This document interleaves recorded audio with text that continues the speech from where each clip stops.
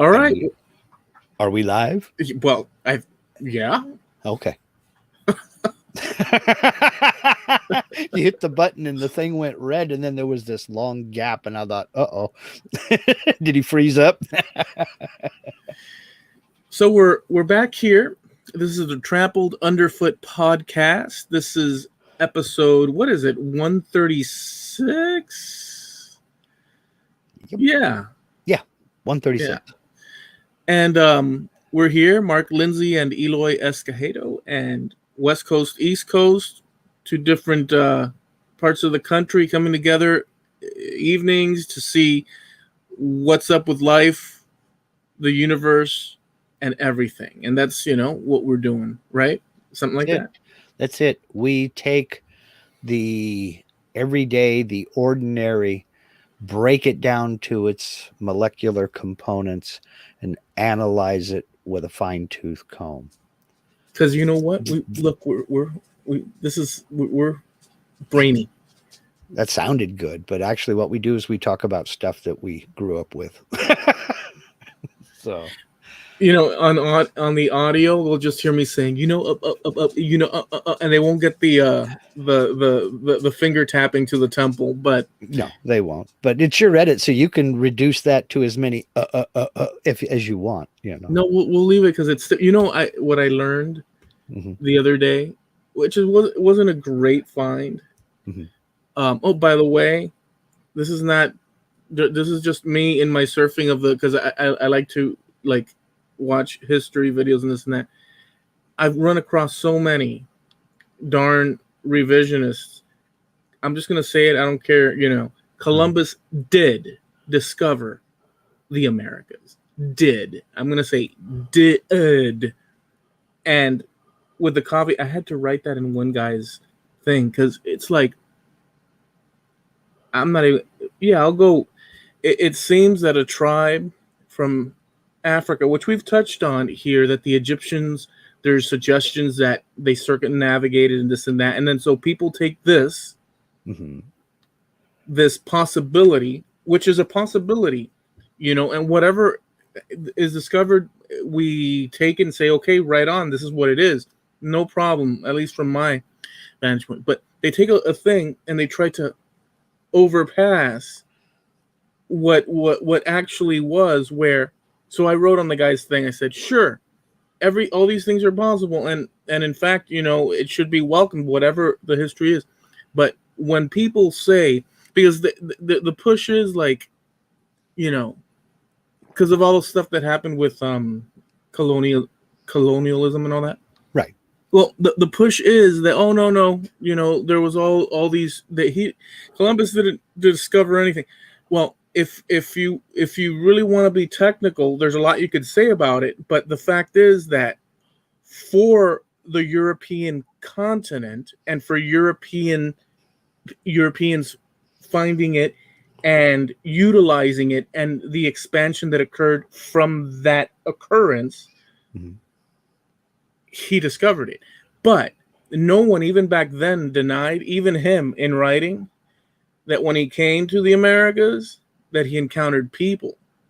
So they weren't trying to say but these people are nowadays are trying to make this whole thing. Yeah. It's not like he was trying to say that I discovered it and then now we're going to bring people because there's nobody here and I'm the first human being. No, he discovered it for European people.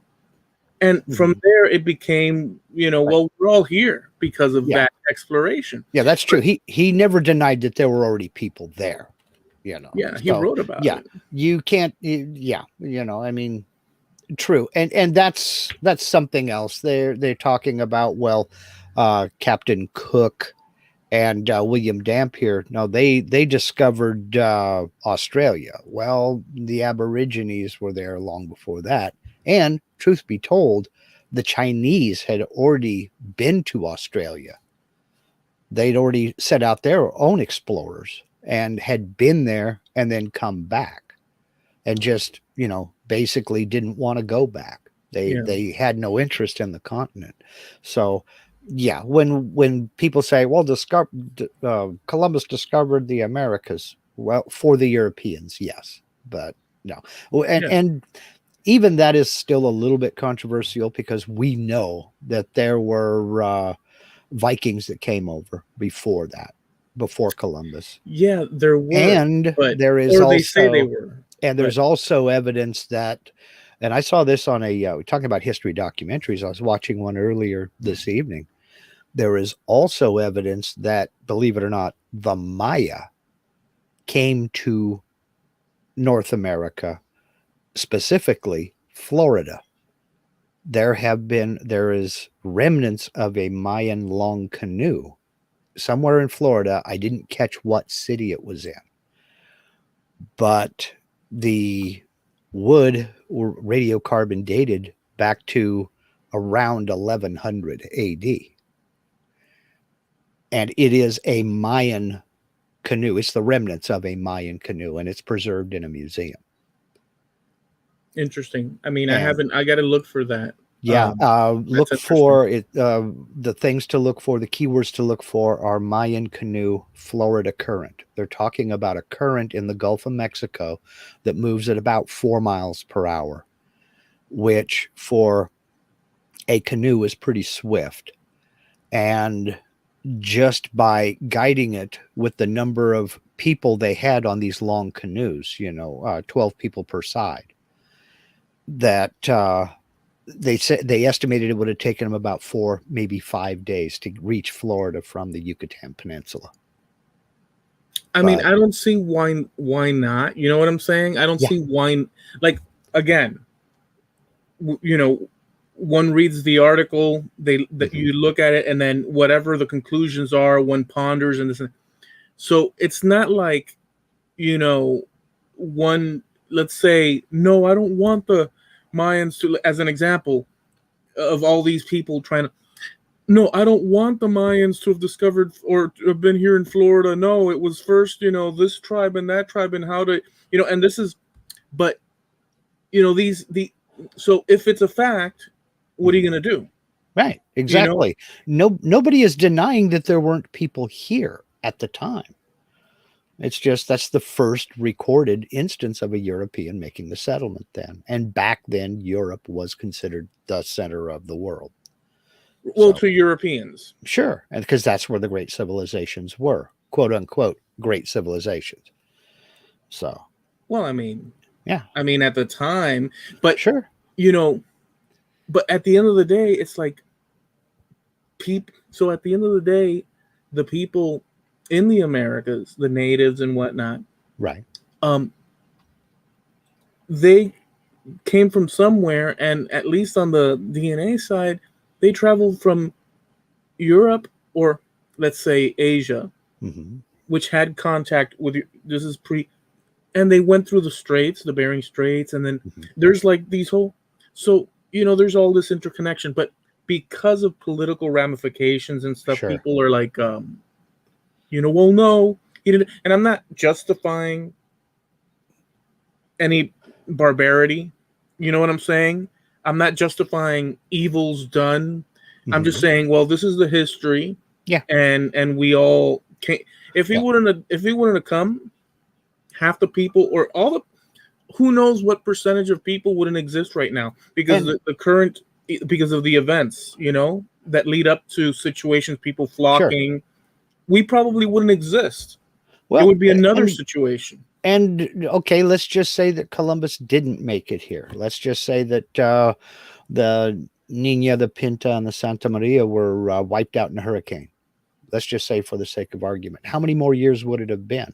So would history really have changed all that much? Yes. Because for all of the things that Columbus is accused of doing, that was all commonplace back then. Yeah.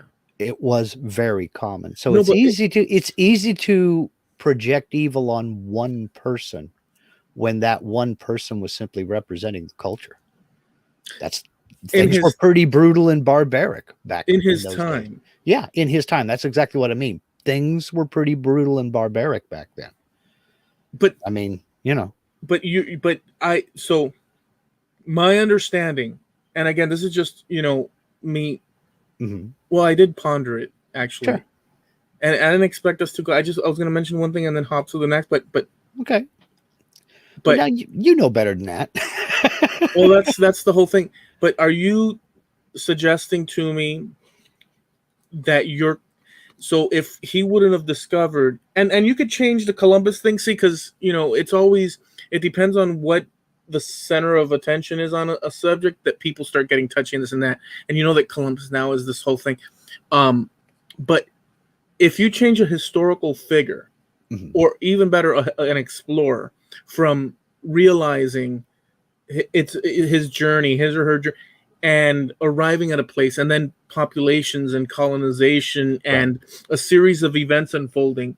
So are you saying that history wouldn't have changed that much, like our existence? Well, I contend this. I'll end it with this on my end. This is my theory. We would probably not exist. You, me, nobody listening to us would probably not. Maybe other people of our, but in other combinations, but we ourselves, because of the series of events that never took place, we would never exist. okay, I'm not denying that at all. What I'm saying is I'm talking more in a broader sense about the history of North America.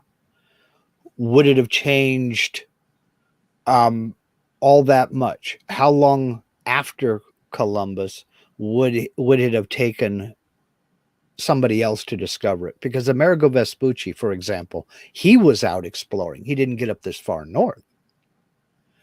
But the fact that he was exploring South America, what we now call South America, means that it was only a matter of time before somebody else did come up north, is what I'm saying. It was going to happen, but mind right, you, it was going to happen. That's exactly what that's the only thing that I'm saying. So and that was an attempt to remove Columbus from it 100%, was just to say, if it weren't for him, it would have happened eventually. Eventually what's going to happen is people tend to explore, right? Exactly. I do want to say this, though, that at that time, or right after, because Italy was a bunch of little states. They didn't become a country until the 1800s. Early to mid 1800s is when it became unified. It was under the control of Spain at that time. Right. Columbus was Genovese, I think he was. I think so, yeah. From that area. And he was, and many people went, and all these people went and explored. If none of that would have taken place, somebody else with fundage, let's head out. Let's try to find the spice, routes through another way. It would have happened. Exactly. So, and the diseases that came with it, would have been brought. So it's like this whole series of events unfolding and stuff. It just happens to be that these were the series of events that are in our history that led to all of us. But I literally contend, I can picture that none of us would exist. Even many of the people that aren't, let's say, directly not directly connected, but mostly connected to Europe within the European time frame of the Middle Ages. Many of them probably, because of them. You see what I'm saying? Like, I do see what you're saying, and I think you're absolutely right. And I don't think it can be denied, because we are a product of our own history, and if things hadn't happened the way they happened, none of us would be here. Families would not have migrated. Yes, that's what I'm saying. The mechanism for their migration may not have been here. I mean, I don't know how that can be denied. We are here because things happened the way they happened. And not always in a good, like something that we'd be like, man, that was a great series of events. You see that you don't have to like facts. You don't have to like history, but you can't deny it. So about all you can do is accept it. Yes, it happened. All right. But it was 400 years ago, 500 years ago. What do you want to do? What do you suggest we do? We would probably not be very thrilled. I'm maybe not 100% with everybody, but I'm sure that a lot, I hate to say this, but we might not be very, if we were to be transported back then and meet our ancestors and what the capabilities were or the standards were, we would probably be pretty we'd probably well, if we traveled back in time to this time, the 1400s, you and I would be at war. We couldn't be friends. Unless we were diplomats, well, maybe. But our nations, my ancestors come over from what's now the United Kingdom, and your ancestors came over from Spain through a circuit. I have trouble with this word all the time. Circuitous route. Through a route that was a bunch of stops anyway. But yours go back to Spain, mine go back to Great Britain, and we would be at war. And that's all there was to it. We'd have never met, Yeah. So that's totally true. Well, we don't know that. Well, probably not, because none of my family was in a wealthy enough position to be able to travel. Well, I can tell you that all my family were aristocratic, wealthy people, and we totally went all over the place. Well, it's good to be the king,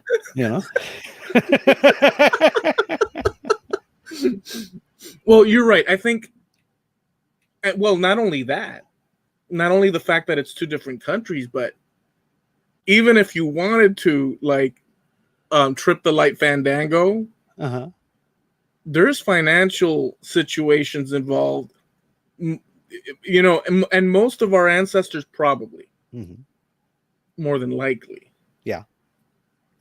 we're doing the farming, we're doing the survival, we're basically subjects of whatever it was. So the whole concept would be holy, if you were to teleport there, you'd be like, holy crap. Yeah. Well, see, we're kind of a unique byproduct in that we are middle class. We're not the poor. We're not the serfs. We're not the serfs out there doing the hand labor for the lords. But we're not the lords either. We're middle class. We're in the middle. We do the work. We pay the taxes, but we don't accumulate the wealth, and we don't scrape for daily sustenance. You know what I mean? Right. We're the middle class. We buy the products. We do the labor. We make the products, and we buy other products. And that's a pretty unique position to be in, because it's not typical of the world. I posted a couple of days ago, now that you mentioned that, a map of Rome in maybe AD something, 80, 100, 80, 200, and their economic. It shows their border, which you can make a circle around Northern Africa, Middle East, up into Eastern Europe, not reaching by any means. I guess that the Slavs and this and that, and then it circles around. It takes the British Isles up to Hadrian's Wall, Hadrian's Wall, and it covers Spain, Portugal, and all that, and so it's a big circle. But then it shows the routes, and they basically outline different goods and stuff and their economy, right? And they came to the conclusion between entertainment, because you need their bathhouses for people to bathe, food, minerals, all these things, that they were freaking broke. At the end of the day, how we have a deficit and stuff? Yeah. They were deficit savage. Yeah. They were they living it up. Oh yeah, Friday night. So they had all this, back and forth, but they were freaking tanking. And I guess, I don't know if credit was essential, but I'm sure they had to use it, because there's no way, if you have to pay your dues flat out every time, I don't know how they could. So they had to have been using credit systems or something, because there's no way. As I say, it's good to be the king. And when you make all the wealth, when you're the biggest empire at the time, you can kind of make the rules. And that's why they went out and conquered so much, was to get more wealth, to pay those bills. I mean, basically, they ate the Mediterranean for breakfast. They had everything. I mean, take a map of the Mediterranean Sea and draw a line about 200 miles inland in any direction, and they had it. It was theirs. And if not, they were trying to conquer it. I mean, there's a reason they ended up in Egypt. They found this seafaring type of vessel from the Roman, and it had sunk, right? And they found these huge cisterns or flasks or whatever where they used to carry oil or whatever. They're wine. called, I'm trying to remember what they're called. Oh, I can't remember what they're called. Go ahead. So, well, the point is that they found this, and there's this whole study. Like, there's all these groups, all dispersed throughout the world studying specific little things like that. So where they're actually studying like these jars, these flasks that carry like the wine and stuff. And they've realized with that find that certain shaped flasks were used for olive oil, and certain shaped flasks were used for like wine and this and that. That's what they thought until they made this discovery, and they found that it had a reuse. And so there's this whole study where they're studying, the contents and the soaking up of the, of the contents and putting it under ultraviolets and this and that. They're doing, so there's all these studies going on and stuff. And so they discovered that they would reuse them, wash them out and reuse them for other. So it wasn't one standard thing, which sounds like a little thing, but it brings this whole world that's no longer around for many a millennia. It brings it into like, oh, these were real people. They had flasks. They had different little items, this and that. And so it's just a cool, I ran across, this archaeology thing and saw it, and I was like, wow, that's freaking awesome. Yeah. I mean, that's a snapshot of society because these were real people. Somebody had to make that. And it was somebody else's job to fill that. And it was somebody else's job to make the tools they used to fill it. And then it was somebody else's job to clean it out after it was emptied. Amphora, I think they're called. That sounds right. It was somebody else's job to clean them out and get them prepared for refilling. I mean, these were real people involved in a real trade, and they depended on commerce to keep that trade moving, because you can have 1 million of something, but if nobody can or will buy it, it's valueless. It's literally worthless. Mind-blowing, dude. It's mind-blowing that so long ago there was commerce, international at the time. It's just mind-blowing stuff, dude. It's just incredible. But anyways, about it, when you think about it. But it doesn't even it doesn't limit itself to goods. I mean, or even to services. I mean, take things like music. We sometimes forget how old some things are. For instance, Handel's Messiah. You've heard it, haven't you? Hallelujah. Hallelujah. Yeah. Hallelujah. Hallelujah. Yeah, I think I owned I didn't listen to it much. It put me to sleep, but I owned the double CD of... It played a lot at Christmas. Yeah. Yeah. Well, he had this whole operatic or whatever you want to classic, and I owned the double CD. He came out with that CD in 1393, by the way. Actually, 1743.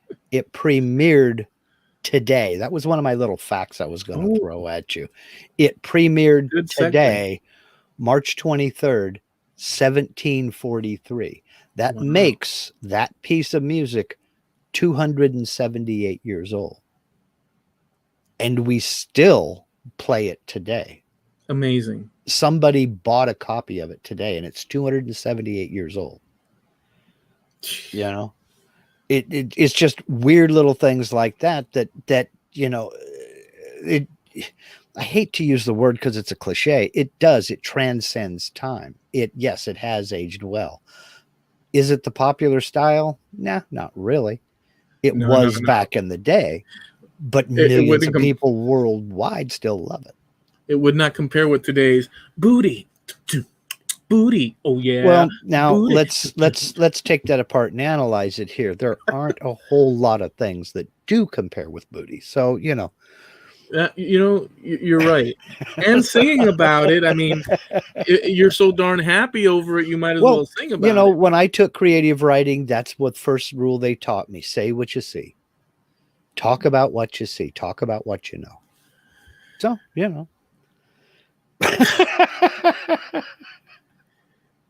So what was the other thing you wanted to? Oh, that was about it. But me being the word nerd, I get these little things. I look up little stuff, what happened in history and what have you. But it's kind of weird. You don't think about the language, the words we use, having a birthday or an origin even. But the abbreviation OK entered into the vocabulary today in 1839.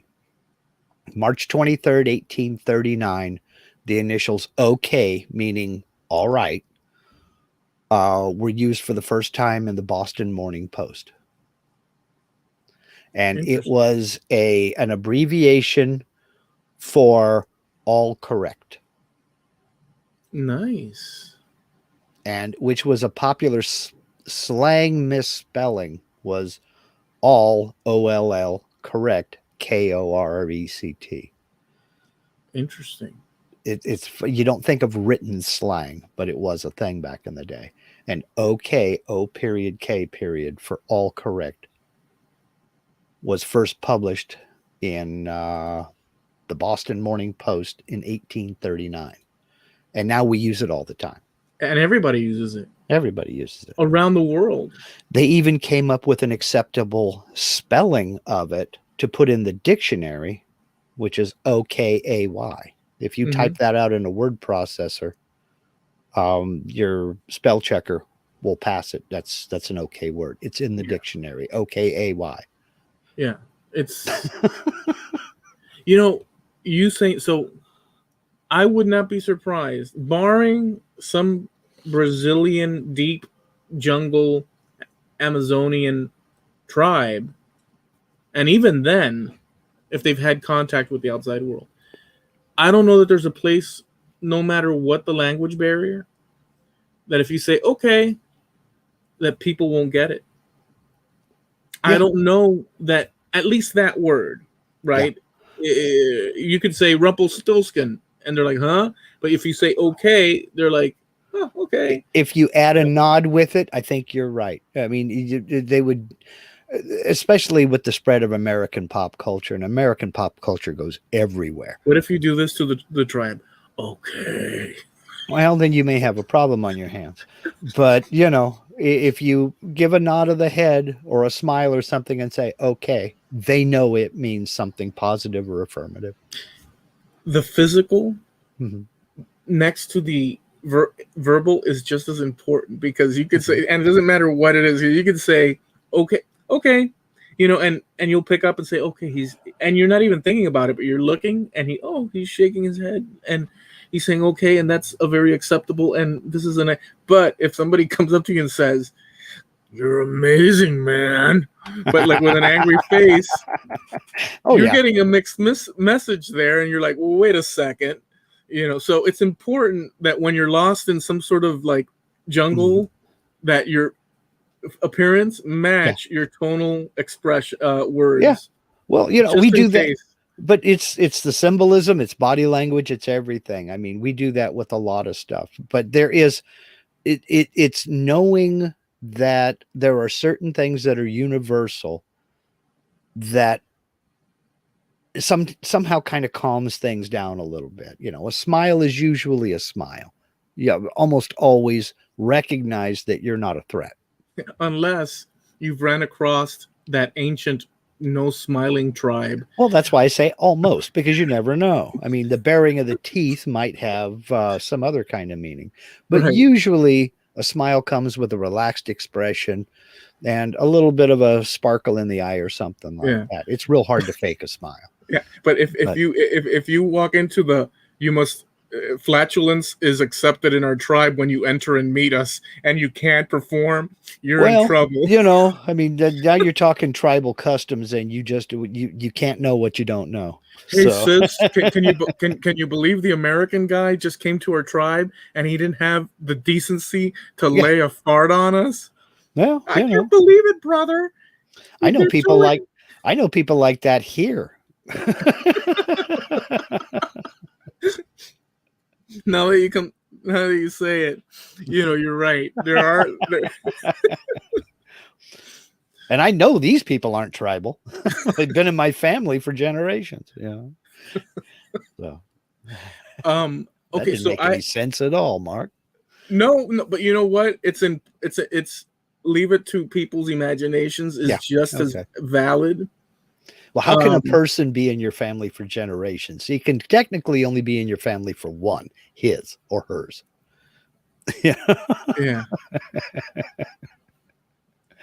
Yeah, but see, I get the gist. See, a lot of people would have a big issue with you saying that, but within the context of everything else we're talking and the jovial, jovial, juvenile, the way we're, it's accepted, and okay, little. Yeah. But they also don't realize, and this is something that I said in episode 1, and I don't reinforce it often enough, saying the wrong word is my thing. And it's also difficult when you're doing a back and forth, and you're just springing them back and forth. There's also I think that we become more, proficient to a degree in this whole bit that we do. Slightly. I'm not saying that. We become a lot more comfortable, but I've been mush mouthed since the day I was born, and 60 years hasn't changed that. So, I still say I know what I want to say. It's just my brain doesn't always connect with my mouth, and the wrong words come out. Who not usually, but who used to do that, and was a famous drummer from England? Ringo Starr. Yeah, he had the tendency to, in conversation, spring a sentence that was slightly off of what the true way of saying it was. And that's how they got songs like 8 Days a Week, the title for it, and a bunch of them.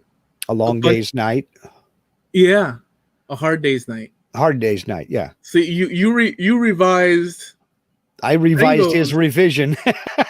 Well, but there was a comedian in the 60s, Norm Crosby. He made a living doing that, just telling stories and using the wrong word intentionally. Like he'd come along and he'd say something like hardcore pornography, and it just sounded funny. But he would do it intentionally, All right, so I have a couple of wacky, weird facts to see. Maybe some of them you've throw them at me. So, I guess we'll start with. We'll see what's good and what's not. You just tell me pass, go, this and that, depending, because I'm totally reading this. Not reading really it cold. I'm really reading it cold. So I'll just. Okay. So here are some weird, strange facts that people might not know. You guys out there, you might not know that. You might not know them. But so we'll start with number 1, which is squirrels are behind most power outages in the United States. Did you know? I did not know that. Now, I would have thought it would be something to the effect of wind, knocking lines down or knocking trees onto lines. Yeah. But squirrels, I hadn't. Well, I guess if they get into the power transmission equipment, you see the big transformer stations and what have you. I can see how that would be. And they're chewers. Yeah. Yeah. Big time. So Squirrel is also This is just a weird one. Squirrel is also the hardest word in the English language for someone who speaks another language as their first language to say. Really? Yes. If you can look it up, just go on YouTube and just look for foreigners Squirrel. trying to say the word squirrel. There, it's a weird thing because if squirrel, see, I'm not even saying the full word. No. If you really think about it, a lot of the words that we say aren't Uh-huh. even full words in order to get across the actual. So squirrel, squirrel. That's Yeah. not even the full darn word. It's The not f- supposed to be squirrel. It's supposed to be squirrel. And that's the thing that trips up most foreigners. Most people that English is a second language, they try to pronounce it as 2 or 3 syllables, and that's what trips them up.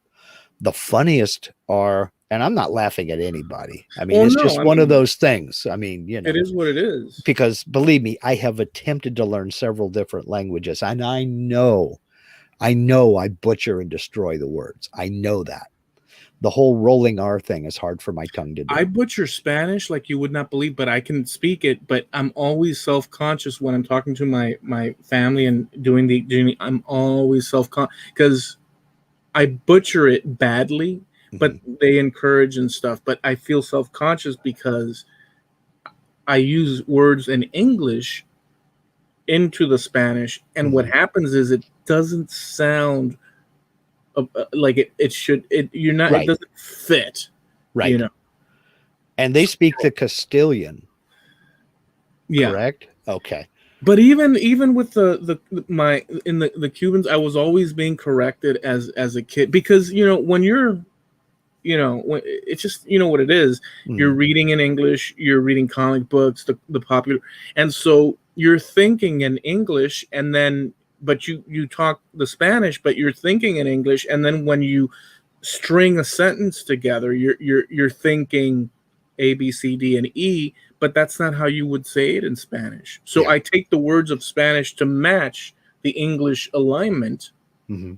or series of how things are supposed to go, and it ends up sounding off Yeah. enough that I realize it once it's gone out the door, and then I get a little I know it's silly because whatever, I'm doing what I'm doing, but I want to be able to transmit my But see, thoughts. that's the difference. You're attempting to learn and you're conscious of that and you're trying to accommodate that. You're trying to change. And that's an interesting thing. When I was stationed in Germany, my platoon sergeant was from Puerto Rico. And I asked him one day, because he spoke mainly Spanish at home. I mean, he would speak English to his daughters on occasion, but mainly Spanish. And I asked him, do you think in Spanish or do you think in English? And he had to sit there and think about it for a minute. And he says, you know what? I never considered it before, but when I'm at home, he says, the minute I get into my car and I drive home, start thinking in Spanish. And the whole time I'm at home, I think in Spanish. But when I come here, the minute I get out of my car and I start walking towards the hangar, I'm thinking in English. Because he came from Puerto Rico. He went into the army not speaking a word of English. And he learned the hard way. It was 100% total immersion for him to learn English. And he had a very, very thick accent, but he was very proficient with the language. I mean, his vocabulary was bigger than mine. He really dove into it. He never really shook the accent, but he was a voracious reader and he read everything he could get his hands on. The accent, I don't think. I mean, you have to be like a language specialist. I think you'd have to be a magician because he was like 20 years old when he went into the army. And so for 20 years, that was all he spoke. That was all he heard. And then next thing you know, his exposure to English was basically getting off the plane at the airport and meeting some recruiter guy who was taking him to his basic training station. And that was his first exposure to English, really, of any I mean, consequence. they're supposed to study over there. I think in their curriculum, they're supposed to study. I mean, I did. I had a neighbor that had a cousin or some sort of nephew that would visit from Puerto Rico summers, and we'd hang out. And he only spoke Spanish, really. If I can no, he spoke English as well. You know what? But I'm trying to picture that. We got along great.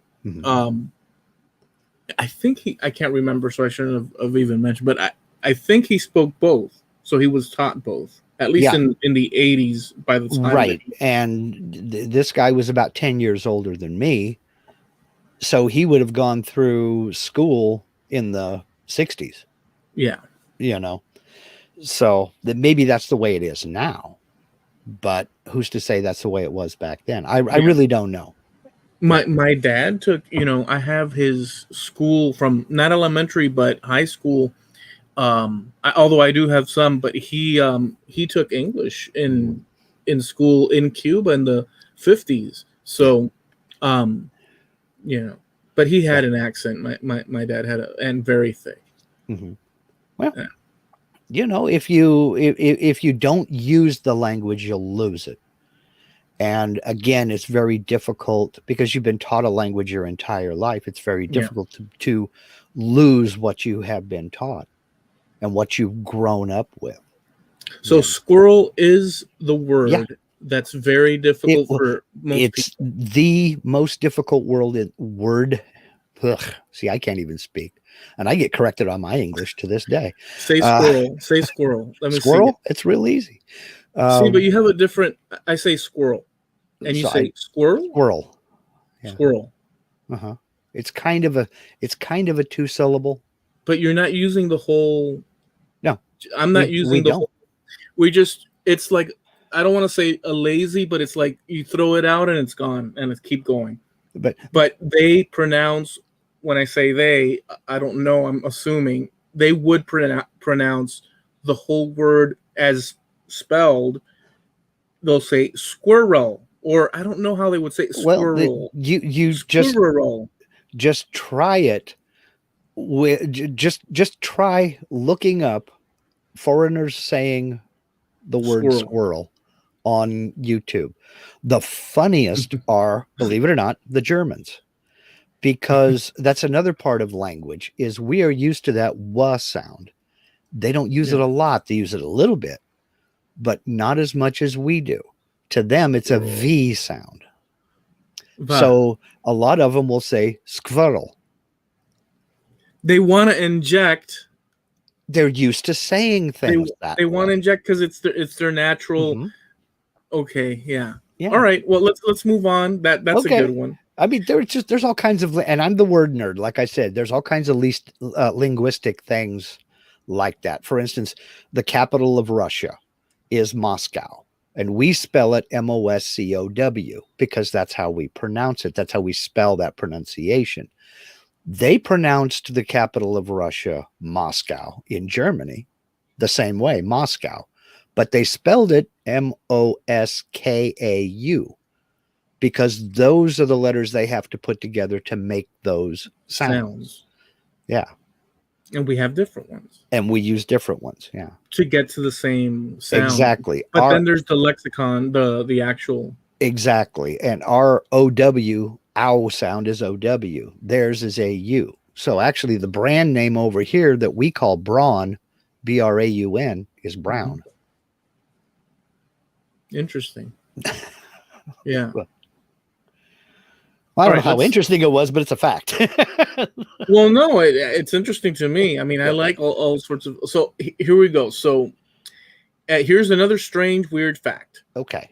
A woman who lost her wedding ring found it 16 years later on a carrot in her garden. Now, I have heard that before, but does it mention a name or where this happened? A woman in Sweden lost her wedding ring while cooking Christmas in 1995. She looked everywhere and couldn't find it. And then in 2012, found it had a carrot had grown in through it. Uh-huh. And it back in 95, she had been cooking for that Christmas dinner and probably threw away the peelings and Yeah, composted the peelings and everything. and it yeah. Yeah. Wow. But I mean, she Yeah. found it. 16 years, but hey. Okay, so another one. Blood donors in Sweden receive a text when their blood is used. They're the donors, which is an interesting. It makes you feel like, oh, I helped someone, you know. I imagine that's fairly, well, I won't say simple to do, but I would imagine that would be a lot easier to do in a country like Sweden, where they have a smaller population than the US. Yeah. But yeah, that is, I don't know. That's one of those little kind of, well, okay. Wait a second. Yeah. I don't mean to it because we usually, but Frankie said, Eloy said that last year on here also. So I'm repeating. I don't know what it is I said. Well, Frankie, you didn't get the memo. This is a rerun. No, you're in the Twilight Zone, dude. So no, but it's a funny thing to point out because who knows what the heck, how it is that I got to whatever it is that he's saying that I had said before last that got me into the same place now for some darn reason. Well. You know, who knows what the heck.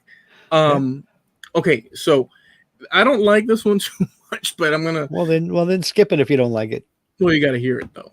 No, all right. So, strange, weird fact: you are more likely to get a computer virus from visiting a religious site than from porn sites. I have seen that on. According to research from the security firm Symantec. Symantec, yes. I couldn't remember which antivirus software company's website it was that made that claim. But yes, mainly because these religious websites, quote unquote, operate with very low funding. So they can't afford all the bells and whistles that somebody, you know, making millions off of adult entertainment, let's say, you know, have. So, you know, when you're talking about guys who are basically using the equivalent of the old GeoCities websites, right. Yeah, they don't have all the bells and whistles in place. And, you know, with very small staffs, it's usually like the preacher's wife or something like that. All right, so here's another one. I don't know if you guys have heard this one or not, but okay, the guy that invented Pringles, where you stack potato chips on top of each other and they come in that cylindrical. Yep. You know this one, don't you? Yes, I do. And probably, and I'll just let you answer it, but probably the reason that it's such a weird thing that you can't forget it whenever you heard it. So go ahead. No, go ahead. Go ahead and read it out because I don't want to assume. No, well, I love how well, no, because I'm sure that you know now because there's no way. Okay, he was cremated and his ashes were buried in one of those cans. I don't know that they said cremated, but he's in one of those cans. Well, he was cremated or they turned him into Ant-Man, you know. No. Oh, wait a second. No, because in my mind, I'm thinking. You're thinking that they made a big, giant Pringles can? Well, maybe they did. Maybe I'm wrong. Maybe he's hermetically sealed in one of those suckers, suspended in whatever oil they fry him in. You know? What I was thinking was even more insane than your See, that just shows that you are in a normal place. Because in my mind, I'm thinking of this huge freaking. And that doesn't make freaking sense, dude. Well, actually, I don't know if you've ever handled human cremains before. Yeah. But I don't know, unless he was a little bitty guy, I don't know that they would fit in a Pringles can. Maybe the set of different flavors. You know, this is really taking a trip to the morbid side of the force, you know. But unless part of him was scattered somewhere that he wanted to be scattered, and the majority of them were put in a Pringles can in whatever columbarium. But no, but honestly, dude, of all the darn things, Well, he invented it, Well, right? And he was in love with it, and he said, "Let's do this." And but and does it matter? I can't You know what I'm remember. saying? I do. I do. It doesn't matter where the heck they stuff you. It doesn't. I don't remember which country it is. I want to say it's Ghana, and I'm probably wrong, but I believe it's an African country where people have just decided a coffin should be something very cool. And there is a cottage industry that has grown making I mean, you can have a coffin that looks like a Mercedes Benz, and it looks like a Mercedes Benz. You can have the space shuttle. You can have whatever you want, a chili pepper, a giant fish. They make, and I mean, they paint them up and they look like whatever it is you're asking for. And it's become a cottage industry, a home-based business to make these coffins. They sell for on average about $500 and people just go nuts over them. I don't get that whole thing. I don't either. But I honestly, I just don't get it, dude. I don't think it's just horrible. Yeah. And honestly, it doesn't matter, I mean, it's not like you're going to enjoy. It's not like you're going to a hotel. I mean, you are, but it's not, I tend to think of it as just one more way you can be a burden on your family. Just one final way. I want to be buried in a giant iPhone 4. Oh, do you? Really? Thanks. There's an old Spanish saying that the old Spaniard, my father told me this when the old Spaniard told his friends and family one day, if I die in Andalusia, bury me up north in the Basque Country. And if I die in the Basque Country, bury me down south in Andalusia. And they said, well, why? So I can keep being a pain in the ass in my last, throws. Yeah. In Spanish, it has a nice, little snap to it at the end when he says the last part. But the point is, what you're saying, it's just exactly. Let's just delay the fun. I want to be a thorn in your side one final time. Yeah. And it's the same with these people that put weird stuff like that in wills. It's just, I want to be a thorn in your side one last time. You got to do this before you can get any money. It's craziness. There's one, now that you mentioned that, I hope I can find it. Let me see if I can find it. Hopefully I find it. Here we go. Yep. This one is weird and it matches what we're talking about. But like the others weren't. The other ones were normal compared to this one. I hope you haven't heard this one. I hope you guys out there have not heard this one, but you'll get a kick out of this one. So this one is concerning the crypt above Marilyn Monroe. Do you know the story? I don't think so. It doesn't ring a bell. Thank goodness. Hit me with it and see. I don't know. Maybe something will. Okay. So, decades ago, Joe DiMaggio sold his crypt to a man named Richard Poncher. Okay. And his last dying wish was to be buried face down. And by the way, DiMaggio's crypt was right above Monroe. Marilyn Monroe's, yeah. Okay. So this guy Richard, his last wish, and he was a married guy, was to be buried face down so that he could spend eternity gazing at Marilyn Monroe. Now that is freaking, and by the way, they did. I think he had a fundamental misunderstanding of death. Yeah. Because it doesn't matter. They could have put him sideways. He ain't gazing at nothing. But his misunderstanding is not even limited to the death. Because let's say there is a scenario where he can view, he still has this wood and plastic barrier. But that doesn't enter into it because you can't see a thing. You have no consciousness. Right. You're just, At that particular point, you're a bag of bones. There's all sorts of problems with that, but he was buried that way. Well, okay. Later on, his wife, and by the way, they buried him like that. His wife needed money, so she put up for auction that crypt. And it was in 2009, and his wife, she wanted to pay off the mortgage, so they put it up on eBay. The plot. And she started it at $500,000. And Good the for bidding, her. well, and the bid, and by the way, meantime, this guy's enjoying his view, all the while. So the price kept going and bidding up until it reached $4.6 million. Good for her. Yeah. Good for her. I'm all for it. And then when it came for the people to lay their money down, everybody backed away. She couldn't sell it. And the guy is still to this day in that she had passed away since. Well, the guy is still facing down. She couldn't sell it. What, the cemetery wouldn't do it? No, the people that were bidding and this and that, they retracted. So they all fell through, and she was written up in the. Did you just hear that? I heard.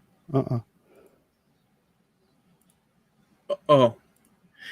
You know, one of those pop-up windows. On Pages, I started hearing like little music. And you had a pop under come up of a video. Yeah, and it was very psychedelic. You know, according to Symantec's website, you can get a virus at a weird facts and strange information website easier than you can a religious website. Serious? No, I'm messing with you. Well, I'll tell you what. I wouldn't doubt it because they have so many darn pop-ups, dude. Yeah. Let me see if I can. That's why I use an ad blocker. Well, here's one. I'll end it with this one. As far as the weird and strange, I think you'll like this one. Maybe not. I think you guys out there would like it. So the title of this one is One Man's Entire Life. One Man's Entire Life. And the bit goes as follows. After getting a divorce, Ian decided to go and sell almost everything he had, everything, at an auction. He was from Australia, and he had jet skis and cars and motorcycles, the home, all of it. He sold it all on eBay. Now, they do say that it might sound like a depressing story, but he sold everything, right? Mm-hmm. He got a divorce, sold everything, and he made $305,000 from it. And then he embarked on a journey to do his bucket list, which we've talked about bucket lists before in past episodes. And it was 100-item bucket list. And it included skydiving and seeing northern lights and mountain climbing and also running with the bulls, all the crazy stuff. And he achieved 94 out of the 100 of those in the bucket list. But what happened was that he found love anew, right? And so he did all that. His life started anew, found new love, and he has a TED Talk out there as well. And I think that that's a great story. He has a TED Talk? Yeah. Would you do me a favor and post that on our Facebook page? I'd like to check that out. I'd like to hear the story from the man. You know what I'm saying? I don't mean right this second, but that's one of those things that is a perfect example of the kind of things that we post over on our Facebook page. Go to Facebook, look for Trampled Underfoot Podcast. That's us. And when we talk about a subject like this, if there is a video or a picture or an article to link, we'll go ahead and we'll link it over there. And I would appreciate if you'd put it over there because I'd like to check that out. I will do. I think this is an appropriate moment to also mention that apart from our Trampled Underfoot Podcast page on Facebook, we also have a website, which is trampledunderfootpodcast.com. And you can catch all our past episodes over there by pressing the Wayback Machine button. And yeah, we go live every Tuesday at 9:30 Eastern and 6:30 Pacific. You know, I've started to not look at you while I'm saying, because I usually look at you while I'm saying the thing, and I see all the little twerks in your face, and I start losing my. I start if I delay a little bit, you can tell that I'm delaying, and I see that you can tell that I'm delaying, and it just totally, like it just did to me now. 6:30 Pacific time every Tuesday, and that's on here on YouTube. That's Trampled Underfoot Podcast on YouTube, and we're also sponsored by Steve Nealon over at Horror Neal Media, your one-stop web shop. Good God, how many times have I done this? You always do this. No, you know what it is. You do flawlessly, but it's perfection. You do perfection when it's your edit, and then on mine it's a complete travesty. I don't know. I don't. Well, but see, I have the keys when I edit, so I can take all this junk out of the middle, because I always go back. I leave a little bit of a break, then I go back to it. Let's try it again. We're sponsored by Steve Nealon over at Horror Neal Media, your one-stop website shop. See? Phew, made it. Oh, there's more. That's right. Steve's your guy. If you're looking to start a website, need a little help getting that going, he'll do as much or as little as you'd like. He is your man. If you'd like to start a website, web store, you want to design some merch and get that pushed out, be it t-shirts, cups, mouse pads, stocking caps, toques for those of you north of the border. He's your guy. He can take care of you. Very, very reasonable prices and personalized service. He's your man. That's harnealmedia.com, sponsor of trampledunderfootpodcast.com. All right, that was freaking beautiful. Was it? I'll tell you. Well, heck yeah. One of these days I'm going to write it down, but that day hasn't yet arrived. So I do want to thank you guys for coming out, hanging out with us. We'll be back next week on Tuesday, but in the meantime, check out that video that I'll be linking over on the Trampled Underfoot Podcast on Facebook, and you can watch that TED Talk as well. And, you know, we'll catch you next time. Peace. Okay, good enough. Oh, man, I got to tell you, I wish that one would have come up earlier, because Which one? The TED Talk one about the guy with his life. Okay. Because just the subject of TED Talk, that's a rabbit hole. It is. That is just TED Talk itself. You go to their YouTube page, and the videos, the topics Are insane. And they run the gamut. And the kicker about it is, what I love about it so much is, these are not people that talk about theoretical stuff. They may present some sort of theory to it, but they've done it. They've done this. I mean, you're talking about the guy who basically sold everything and completed, what did you say, 94 of the 100 things he wanted to do on his bucket list. He's done it. He's not talking about in theory. That's what I love about TED Talks. It's just, it's cool stuff. It's on every topic.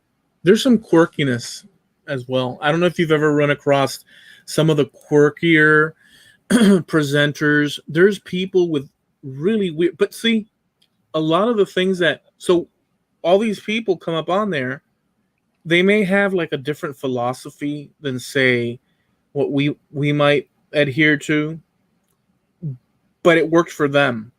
So they're presenting, hey, this worked for me in this series of events and this and that, and this is my life experience. But I'm just suggesting is that a lot of and it's useful, even if it doesn't work for you, or you don't even try it, but it's useful to go through and view these, because it expands the mind. But what I'm suggesting is that maybe not everything is a fit. Like there's a guy that's like into like sonic brain, No, sure. There's all these weird things, you're not going to go out but it worked for them in whatever scenario that they were confronted with, Well, true, but it's also, you will have a guy talking about brain surgery, but he's a brain surgeon, or he had the brain surgery done on him. It's not somebody who is just it's not me as a guy who's never done it before, but I've studied a lot about it, talking about writing music. I've never written a song in my life. It's a songwriter talking about writing music and how he writes and why he writes the way he does. Or it's somebody talking about an experience they had in Antarctica or something like that. That's what I like so much about it. I mean, filmmakers are talking about filmmaking. Adam Savage is talking about making things in the context of the motion picture industry because he did it. That was his living for so many years. That's what I like about TED Talks. And the topics can run the gamut. Oh, yeah. I mean, they go crazy here. Let me get into the comment section over here in the chat.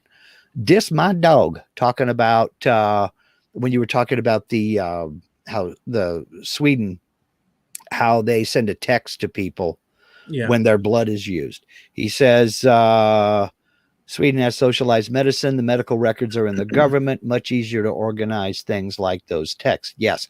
Add to that the fact that they only have a population of 10 million, whereas we have a population of about 325 million.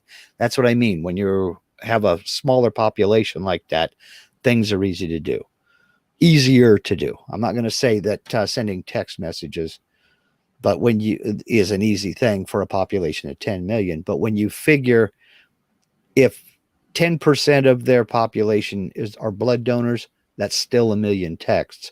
But if 10% of our population are blood donors, that's still 3 times their total population. Right. So just the sheer volume, the sheer number.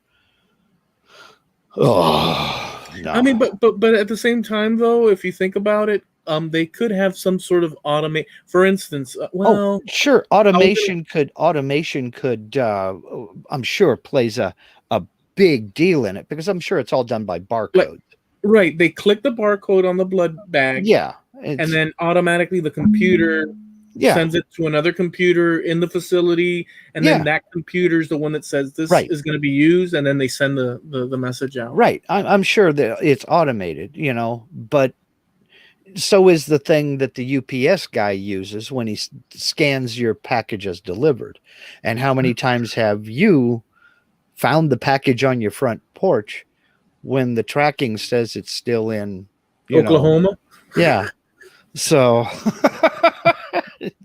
I'm sure it's a better system than that. But then again, who can say? But yeah, Now, I wasn't gonna. It's funny you stopped when you were talking about finding the carrot in a ring.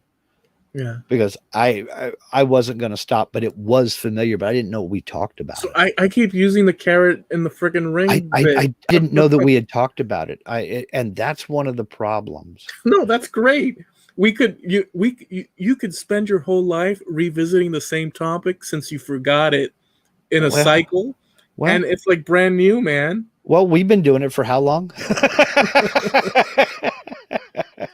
There's some key things, though, that I remember from our talks that if you bring something up, my brain will automatically look in that file cabinet and hand me the folder and say, hey, here, get this folder. Oh, yeah, I remember. I can't remember the chronological details of it, but I know that we touched upon we at least discussed it. Not the case with this darn carrot. Not the case. That's just not one of those things that you would retain. But yeah, I believe totally that we've talked about it because he said so. I just don't remember the darn. But the line blurs. The line blurs there because we do this once a week. But on occasion, we also chat in, the Facebook Messenger. And then we also are occasionally in a hangout together or something like that, or do a video chat together. So a subject will come up and I'm like, okay, did we talk about that on the show, or were we chatting about that? I've gone back through our private messages on Facebook a couple of years at times trying to look for a subject that I swear we PM'd about, and then it turns out no, that was on a podcast. Yeah. So I can't keep them separate always.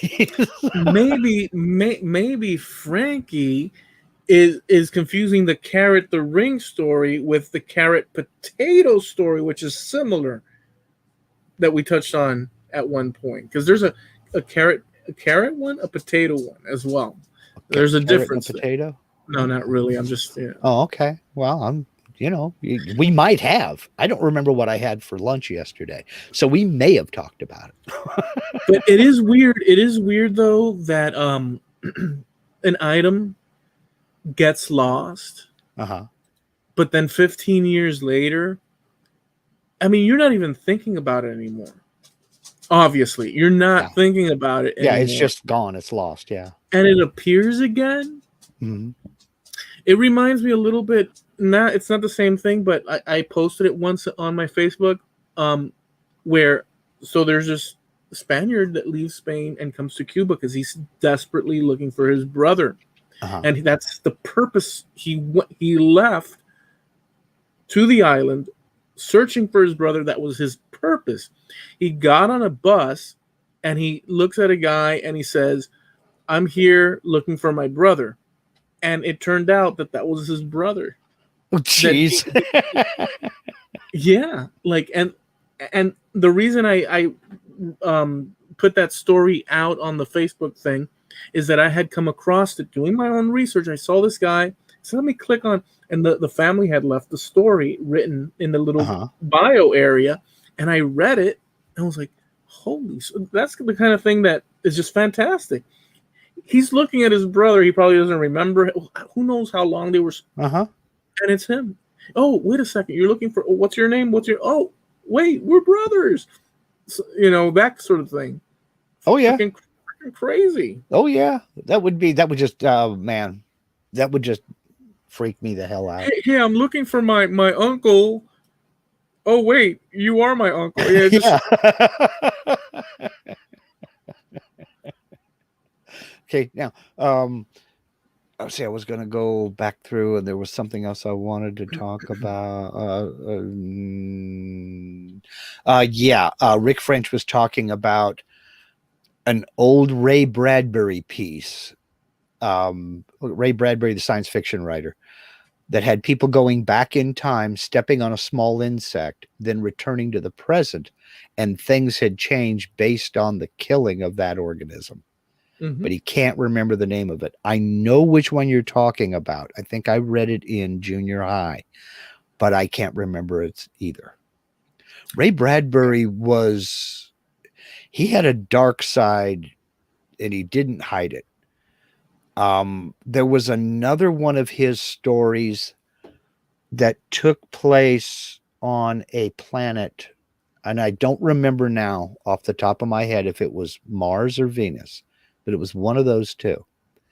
And it rained every day, except one day per year. The rain would stop and the sun would come out for about 2 hours, and then it would start raining again. And everybody waited for that day to go outside and enjoy a little bit of sun without the rain. And this story took place in a schoolhouse, and some kids playing a prank on one little girl. I can't remember her name. Put her in the coat closet and closed the door, and she couldn't get out. That's when the clouds parted and the sun came out, and everybody went outside and did their running around and everything else. Then they came back into the schoolroom and remembered that girl was in the closet. So she didn't get to have her sunny day. That is horrible. That's the kind of thing Ray Bradbury wrote about. He That's wrote some fabulous stuff, but he also wrote some messed up stuff like that. that's pretty screwed up because there's nothing really on its face shocking at the moment, but there's a subconscious, there's a subliminal, well, it's not too subtle, but you know what I'm saying? There's Yeah. it's lacking gore and all that, but Right. the thought of Is losing pretty out. sinister.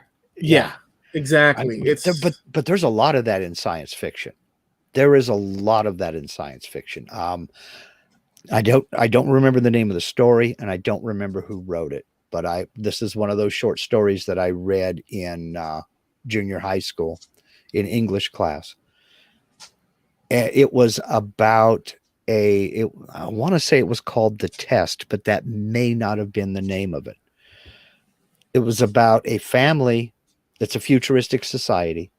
This family, their son turns 16 years old, and he has to go in and take this test.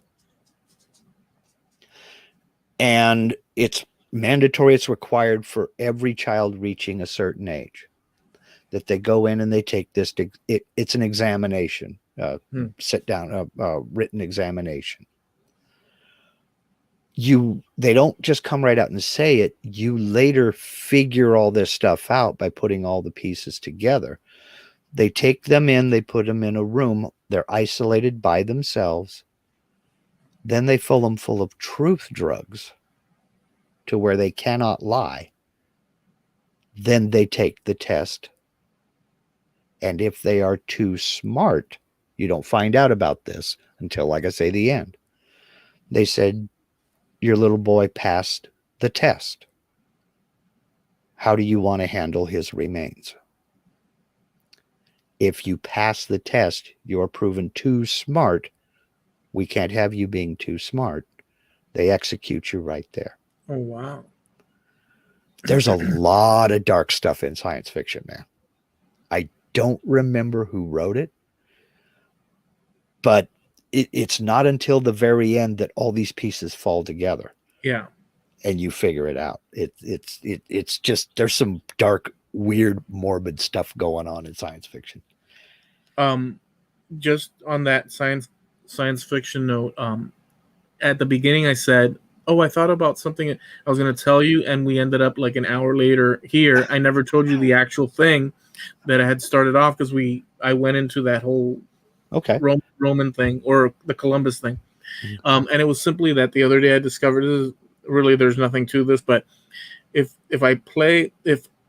one can't get to sleep, but you lay down and you turn on Star Trek The Next Generation and let it play, it will bore the crap out of you and you'll fall asleep. You just let people talk and have their little conversations and it will knock your stuff out. Dude, I have been doing that for a couple of years now. And this is apropos of absolutely nothing. It's probably more than you ever wanted to hear about. This is the kind of thing that Eloy and I talk about in a hangout. So, pull up a beverage, gather around, take your shoes off. I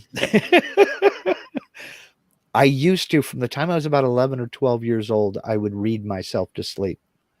And I would fall asleep with the light on, wake up in the morning and the light is still on because I just would read. I lay on my stomach and prop myself up on a pillow, put a book down, and I'd read myself to sleep. I did that until about 3 years ago.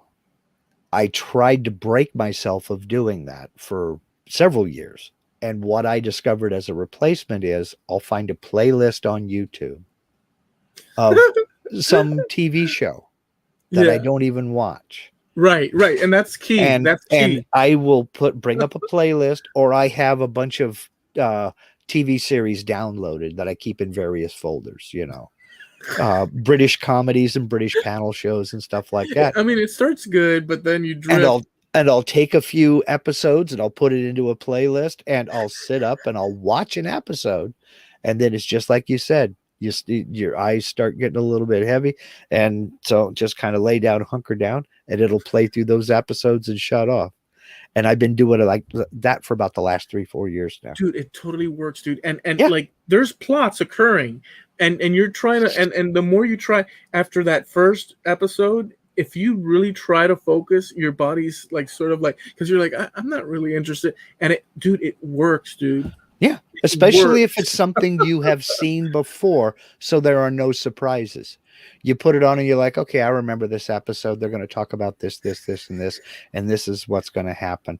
And just, start it and kind of lay back and listen to it. And it is, as you say, I mean, pretty soon the voices, what it does is that if I've always been the kind of person, I have to occupy my mind. If I just lay my head on the pillow, my brain is like, no, it's not bedtime yet. We're going to go the ABCs backwards. My brain just starts its own life. Yeah, it doesn't work. That doesn't work. And I cannot fall asleep. I have to occupy my mind with something.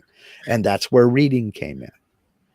I got tired of, and plus I'm married, my light on all night, it doesn't help her get to sleep.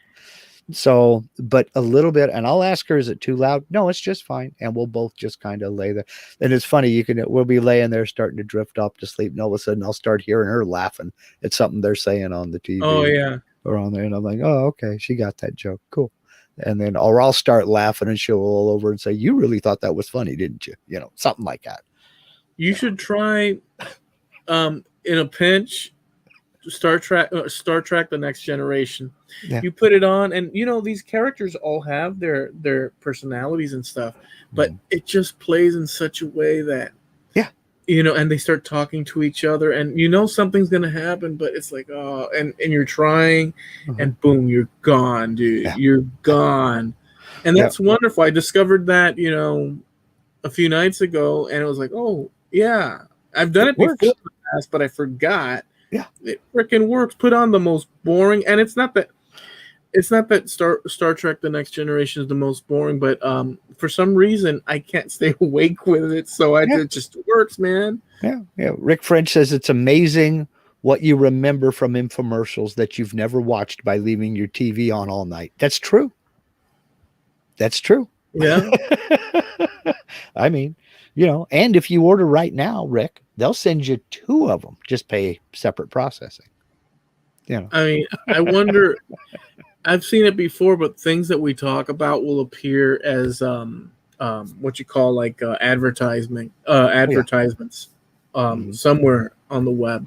So it's all set up for our. Well, that's what the web is. That's the whole purpose for the internet is advertising. That's the only reason the internet exists. And for programming. No, even that programming is only there to support the advertising. I mean, it's there to part you with your dollar. Think about it. The internet. There's no head honcho of the internet. There is no boss of the internet. There's no company. There's no government that runs the internet. All the government can do is limit the internet. The government couldn't create the internet from nothing. Well, it's a development. So this is how I look. Well, go ahead. So the only way it can sustain itself is by making revenue. A profit. Yeah. And the only way to make a profit is to sell advertising. Well, this is how I look at it. And again, this is just mine. So the internet is like the wild, wild west. But you do have companies that are the oil barons of it. And you do have a system of like, let's say, not redirecting necessarily, but diminishing. It's kind of like the Walmart to the mom and pop scenario. So the information's out there, but that a large percentage of the population for any given topic or any given thing, or any given product or the majority, they're not going to filter through, to find that better price deal or that news item or the truth behind a certain thing or whatever. Yeah, the path of least resistance. Yeah. So they do have a system where it's like a funnel. And this has been going on since human history because it is what it is. Mm-hmm. You have the majority of a good amount of people that go through the path of least resistance, as you said, and then you have another group of people, which is maybe a more of a minority, that are a little bit more suspect, or I'm sorry, they're a little bit more suspicious of intent and stuff, and they're not looking at them to it's kind of like what Greg had mentioned one time, that people that Nigerian, what was it, the Nigerian prince email? Yeah, the Nigerian prince scam emails. Yeah, that I think we were all having that discussion. And I was like, dude, who would fall for that dumb stuff? And says, well, they're not paying attention to you. That's right. They're looking for the people that, despite its ridiculousness, are still going to press that button and send that email. That's right. They prey on the most vulnerable, and that's how all spam works. They prey on greed. And it's an amazing thing. Yeah, they prey on greed because they shotgun. They send out millions of these things, knowing that if they send out millions, they're going to get one or two that's going to bite, and that's all they need is one or two. It's kind of like, it's a different form of marketing. I mean, you can market to the masses, the public in general, and all you have to have is something that a lot of people want. But you could also specialize, and maybe only a few people want it, but those few people are willing to pay a premium price for it. Socks. You can go down to 30 different stores in your area right now, and you can pick up one pair of socks for $4 or $5. But they're not hand knit and 100% wool. If you want 100% wool hand knit socks, you're going to pay a couple $100 for a pair of socks. Yeah. So the guy who is, using sweatshop labor in Honduras can afford to sell you a pair of socks for $5. And even after importing them and paying for transportation and everything to get them in your store. Whereas the person who has 40 hours invested in knitting those socks, you're going to pay for that. Right. So, it's just all on marketing. And the way they work it is they work on greed. Everybody has a price. And that's why the prices are so ridiculous. The extravagant amounts of money, $336 bazillion in stolen gold I need to smuggle out of this country. Most people wouldn't give them a second look if they put $5,000. They have to make it sound crazy. Right. To get that one greedy guy who goes, this may be a real thing. Well, no, and there's also the fact that on the side of the guy receiving the email, that to that person's mind, they are the center of their world because they operate from their brain, from their, and so there's a level of, you have to be pretty naive. I'm sure anybody can fall for it. Dude, if a person can think he will turn invisible by putting lemon juice on his face to go rob a bank, why wouldn't he think somebody in Nigeria will send him $36 bazillion? Oh, that person for sure would think that that's a possible. But then again, those people, they're everywhere. They're everywhere. They're everywhere. And this is why I don't insult anybody, no matter what job you have. People think that the guy running the drive-through is an idiot. Yeah. But remember, they're wrong. He got hired. There were people that didn't pass the interview. Yeah. I mean, so everything is relative to the situation, to the person's station in life, and a whole series of points. But you should not assume that a guy working at McDonald's is a complete dunce. No. You shouldn't assume that. No. You could assume that the guy that you could comfortably assume that the guy that squirted lemon juice all over his body and broke into a thing, that person's pretty much an idiot. You can assume that. confidently. You can, you can make that assumption, but I mean, just because the guy's working the drive-through doesn't mean that that's the only thing he can do. Right. That means that he needed a job and he found one. Right. Well, it could mean both. Sure. And it could mean a whole series of things. Mm-hmm. You know, there's nothing wrong with working fast food. It's a good first job. It'll teach you a lot of things. oh no, there's nothing wrong with it. But it's not a career, but it's the angle is assuming a person in a position that one would think is menial, right?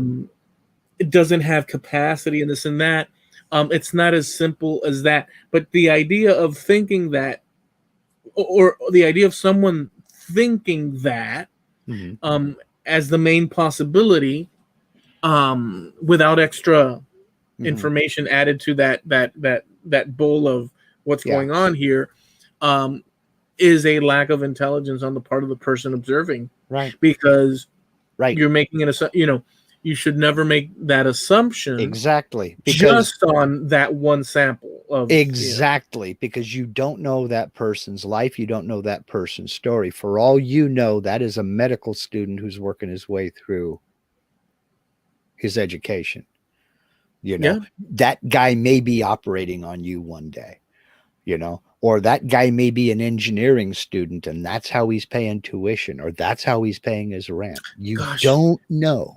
There was one of those interesting facts that said, like, in America, like 1 in 8 or 1 in something, a very low proportion number of Americans have worked in McDonald's. There was like a number frequency there that was very like huge. Have worked at McDonald's at some point, and I saw that, and I never injected into the thing. But now you brought this, I was like, oh wow. I've never worked in fast food, but I have worked in restaurants. I never wanted to make food service my career. I mean, and I said something about, well, that's not a career. Work on the drive-through is not a career. I mean, it's a good stepping stone, but if you're not going to feed a family of 4. Work on the drive-through. That's what the bowling alley. Unless you are the manager standing in because somebody called in sick. But all these people in management started somewhere. They didn't walk into that. That wasn't their first job. The general contractor, he didn't start as a general contractor. He was probably a laborer at one point, or he was a painter, or he was hanging drywall. Yeah. I mean, nobody starts at the top. Everybody had a first job. I mean, I've done everything from, heck, fresh out of high school, I was a janitor for a while. I mean, I've cleaned toilets. I have picked produce. I have cleaned up fire jobs and shoveled out ditches and stuff like that. I mean, you do what you got to do to pay the bills, but that wasn't what my sights were set on. And that wasn't all I could do or all I could be. I went on and I did various things. I mean, I've sold real estate. I've been a casino manager. I've been in the Army. I was an aircraft mechanic. I've had a pretty wild ride, but it was always looking to make that one step up and get something a little bit better. And I don't regret any of it, really. I don't regret any of it. There are things that I would never do again, but Yeah, the regret thing, life is a journey. Sure. And as you know, it is, we're learning as we go, Yeah. And I learned something from every job I had. Even if all I learned was that job sucks, no wonder they get paid so much. I've worked so many different weird jobs. I worked in a couple of burger joints. I worked picking up aluminum and recycling it. I worked at a warehouse. I worked driving a truck. I worked in marketing. On various marketing jobs. I've worked in construction site as 2 different things. What is it? One was I forget the title of it. Like inspector, the guy that walks through and inspects, passes through the house and does a check. I forget the name of it now. Punch list, what? A punch list inspector? I did that. And then I was supposed to take the clients through and whatever thing they saw wrong, add it to the to the Right. list. So I did a walkthrough guy, whatever that is. Yeah. But then they moved me up to secretary, which I was not. That's a whole different. They just moved my butt up to secretary. Yeah, I've done that. I've worked, doing tourism. I've worked as a counselor.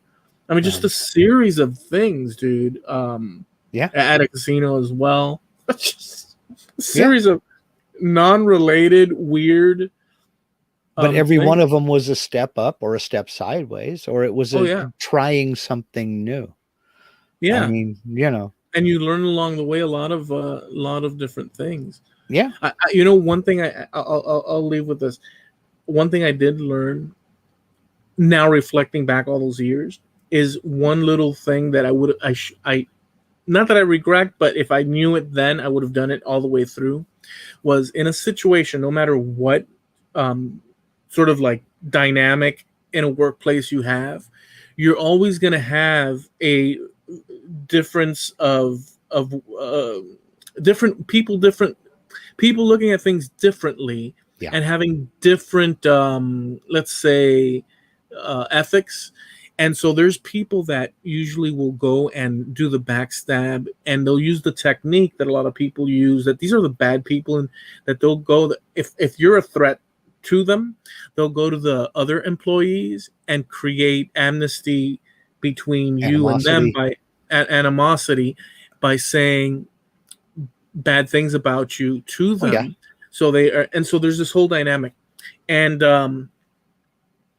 I would have learned, or I would have, if I would have known then, I would have always done the bit of, hey, I'm here new, and I'll never talk behind your back. If you have a problem, come straight to me and tell me in my face, and we'll deal with it like that. I would go straight to the marrow, me, the way I am, because I ran across so many wicked, backstabbing, evil people. That technique of just front, hey, nice to meet you. Listen, if you ever have an issue, stuff comes straight to me. I'll tell you exactly, what it is. I know things can be weird at a workplace and stuff. So if you ever hear something from me, I'll always confront you. You can come to me and tell me, hey, did you say this or that? I'll come clean with you just so that you know where I stand. Yeah. And solve it right there. Now try being in charge of that and add money to the mix. You don't know how many times I've had to get between two cocktail waitresses because one accused the others of waiting outside their station and stealing their tips. And you don't want to be in that position. Yeah, it's a difficult thing. It's a very difficult thing. I came to blows a few times, or almost came to blows a few times in certain jobs. And not because I wanted to set it up, is because there was this false setup. Like, I could give a crap. Like, if you want to be like the fantastic dude at this whatever job, freaking do it, dude. I don't care. I never cared. Like, I just wanted to do my bit and freaking go home. But people in their brain feel threatened. Yep. They perceive something that's not there. And there's all these dynamic, and it's all it's all a waste of time. Yeah. Yeah. Because I'm going to steal your French fry position here at McDonald's, and so you're going to create a big problem. It's just like, people are so stupid, dude. That's right. That fry basket is mine. You don't use my favorite fry basket. That's my fry basket station. You son of a gun. You stay away from it.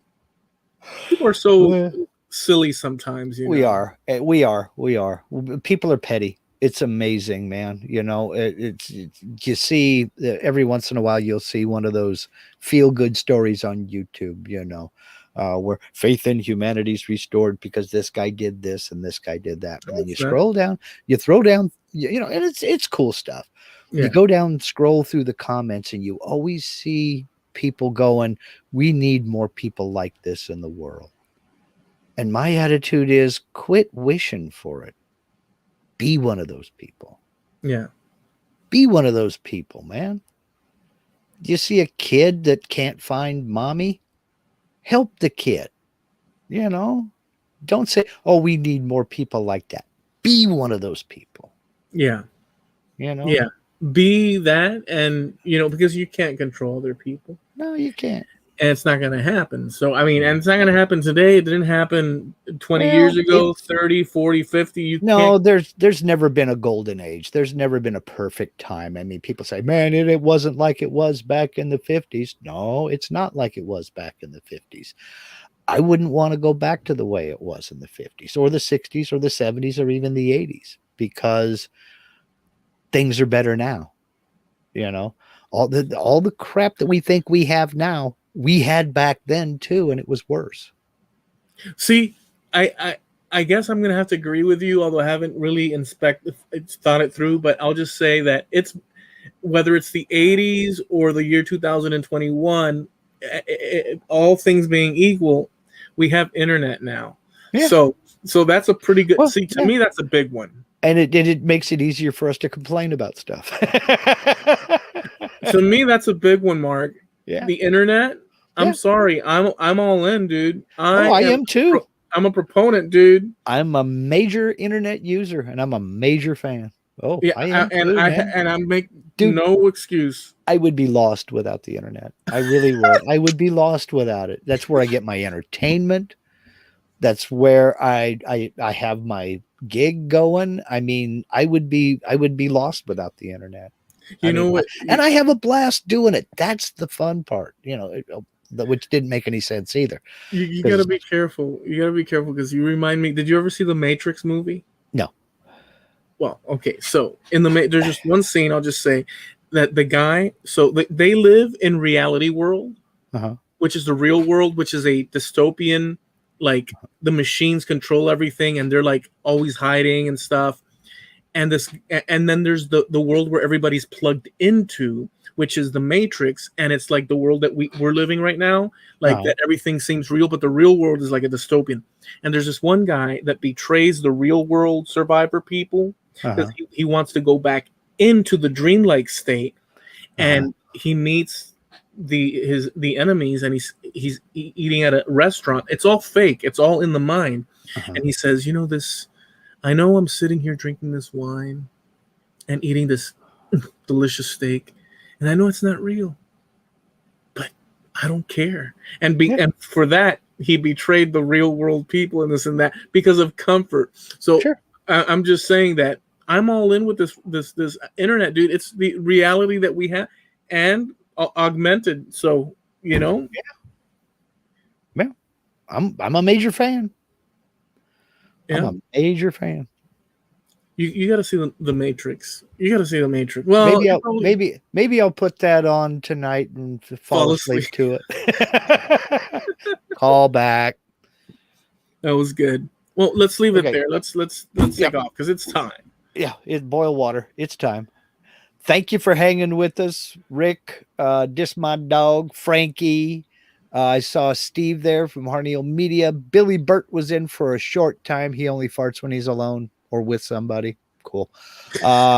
Linda, Patrick was here for a short time.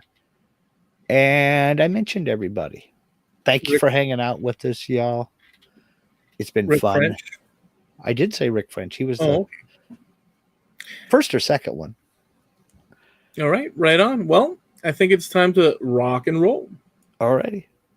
Later, guys. Have a good one, y'all. See you next week. Take care.